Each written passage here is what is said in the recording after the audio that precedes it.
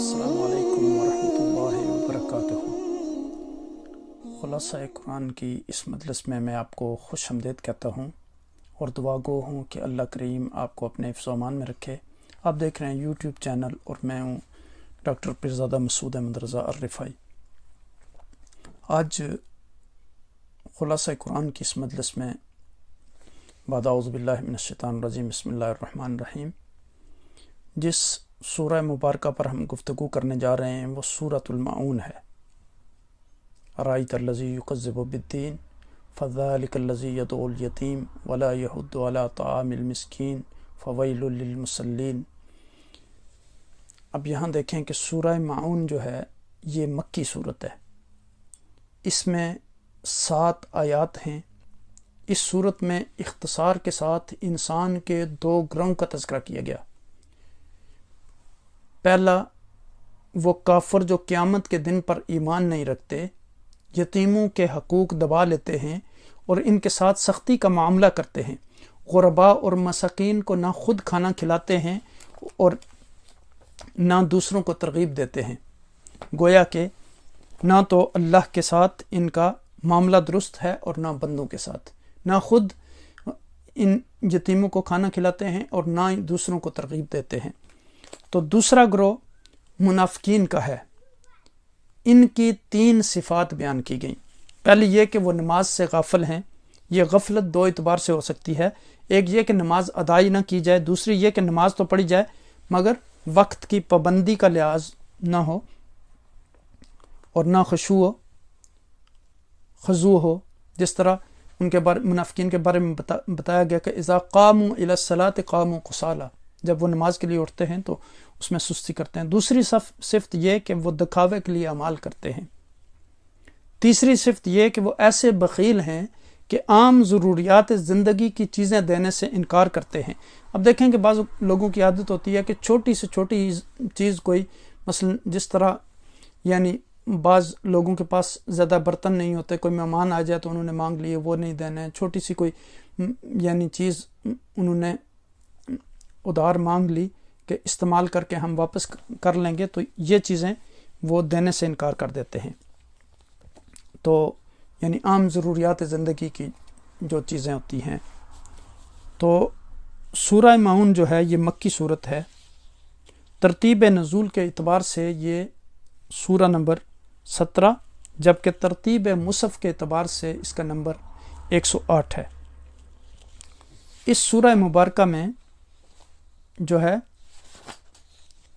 माऊन रोज़मर्रा इस्तेमाल की चीज़ें मना न करने का बयान है। यानी उन चीज़ों से मना, अगर कोई मांगता है तो उससे मना किया गया कि यानी उसको ना दें, यानी उसको देने का हुक्म है। इसलिए इसका नाम अल माऊन रखा गया।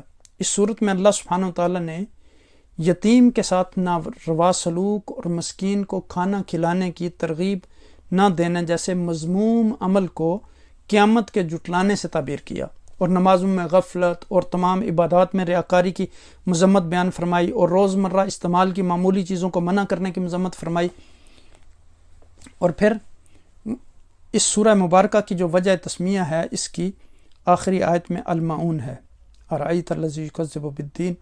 इसी मुनासबत से इसका नाम अराइतल्लज़ी युकज़्ज़िबु बिद्दीन फ़ज़ालिकल्लज़ी यदउल यतीम वला यहुद्दु अला तामिल मिस्कीन फ़वैलुल लिल मुसल्लीन। तो यहाँ देखें कि इसकी आखिरी आयत जो है उसमें अल माऊन का लफ्ज़ है। इसी मुनासबत से इसका नाम अल माऊन रखा गया।